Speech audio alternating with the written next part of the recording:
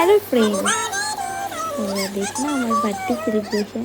খুব বড় করে আমি বার্থডে সেলিব্রেট করি না, ছোট্ট করেই করি নিজেরাই।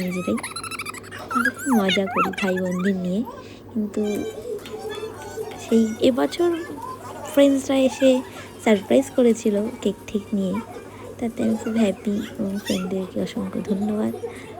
কিন্তু আমরা এছাড়া আমি বাড়িতে মা বাবা আর ভাই বোনকে নিয়ে নিজেদের মতো করেই সেলিব্রেট করি, খুব মজা করি। যতই হোক স্পেশাল দিন বলে কথা, বলো। তো ভিডিওটা দেখো, এখানে আরও অনেক কিছু দেখতে হবে, আমার ভিডিওটা সম্পূর্ণ দেখো।